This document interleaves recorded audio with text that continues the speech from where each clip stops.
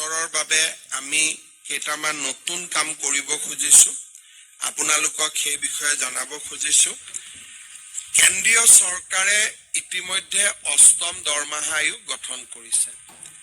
ভাৰতৰ কোনো ৰাজ্যই এতিয়ালৈকে ৰাজ্যিক পৰ্যায়ত ষ্টেট পে কমিশ্যন গঠন কৰা নাই কিন্তু আজি আমি অসমৰ প্ৰাক্তন অতিৰিক্ত মুখ্য সচিব সুভাষ দাসৰ অধ্যক্ষতাত 8th Assam Pay Commission constitute কৰাৰ সিদ্ধান্ত লৈছো এতিয়ালৈকে ভাৰতৰ কোনো ষ্টেট গভৰ্ণমেণ্টে পে কমিশ্যন কনষ্টিটিউট কৰা নাই নমস্কাৰ চৰকাৰী কৰ্মচাৰী আৰু পেঞ্চনাৰৰ লগত জড়িত পাঁচটা গুৰুত্বপূৰ্ণ খবৰ ভিডিঅ'টোৰ যোগেদি জনাব বিচাৰিছো প্ৰথম খবৰটো হ'ল অষ্টম দৰমহা আয়োগ আৰু ইয়াৰ এৰিয়াৰ সম্পৰ্কত অষ্টম দৰমহা আয়োগত কৰ্মচাৰীসকলে কিমান টকাৰ এৰিয়া লাভ কৰিব এই সম্পৰ্কত এক গুৰুত্বপূৰ্ণ আপডেট আহিছে 8th পে কমিশ্যন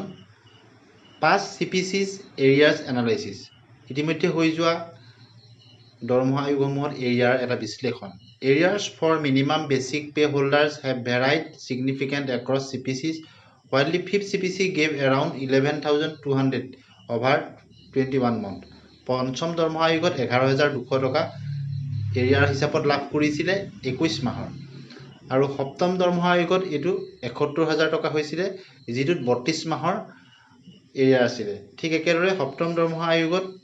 খুব কম আছিলে মাত্ৰ 13,500 টকা আৰু পিৰিয়ডটো কম আছিলে মাত্ৰ 6 মাহৰ এৰিয়া লাভ কৰিছিলে গতিকে আপোনালোকে পঞ্চম ষষ্ঠ আৰু সপ্তম দৰমহা আয়োগত কিমান টকাৰ এৰিয়া লাভ কৰিছিলে গম পালে অষ্টম দৰমহা আয়োগত ইয়াৰ প্ৰতিফলন ঘটিব আপোনালোকে দেখিছে 8th পে কমিশ্যনত কিমান টকা পাব এক এনালাইসিস দিয়া হৈছে লেভেল 1ত আপোনালোকে দেখিছে 3.6 লাখ আৰু যদি ফিটমেন্ট ফ্যাক্টৰৰ কথা আছে তাত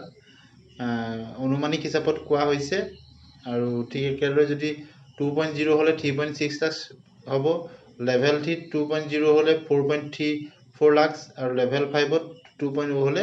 5.84 লাখ পৰ্যন্ত তেওঁলোকে এৰিয়া লাভ কৰিব ঠিক একেদৰে বিভিন্ন ধৰণৰ ফিটমেন্ট ফ্যাক্টৰত কিমান টকাৰ এৰিয়া পোৱাৰ সম্ভাৱনা আছে গম পালে এতিয়া আমি চাবলৈ আহিছো দ্বিতীয়টো খবৰলৈ যেটো আপোনালোকে জানে যে আগন্তুক নিৰ্বাচন হ'বলৈ গৈ আছে বিধানসভাৰ অসম চৰকাৰত সেই কাৰণে orders by the governor আহিছে যে অৰ্ডাৰখনত কোৱা হৈছে যে in presence of the chief election officer আসামছ সমুকৈ মই কথাটো কৈ দিব বিচাৰিছো যে যেহেতু ইলেকশ্যন হ'ব গতিকে ইলেকশ্যনৰ কাৰণে 9 এপ্ৰিল বন্ধৰ দিন হিচাপত ঘোষণা কৰা হৈছে অফিচ কাছাৰীবিলাক পাব্লিক হলিডে হিচাপত ঘোষণা কৰা হৈছে আগন্তুক অসম বিধানসভাৰ যেটো নিৰ্বাচন হ'ব বিভিন্ন চৰকাৰী কৰ্মচাৰীসমূহ তেওঁলোক নিৰ্বাচনৰ দায়িত্বত থাকিব আৰু অন্যান্য অফিচ কাছাৰীসমূহ বন্ধ হিচাপত পাব্লিক হলিডে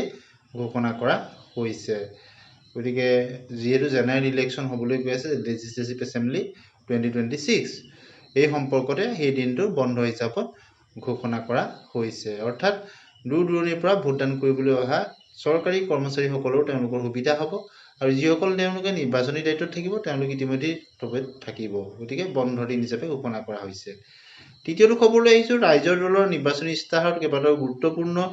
দিশ উল্লেখ কৰা হৈছে কৰ্মচাৰী কল্যাণ সম্পৰ্কত তেওঁলোকে কৈছে যে অসমৰ সকলো নিয়মীয়া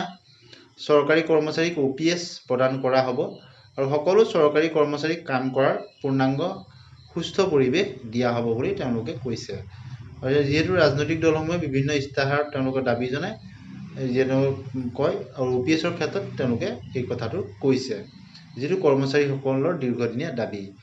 ইতিমধ্যে আপোনালোকে গম পাইছে যে দৰমহা বিলসমূহ জমা দিবলৈ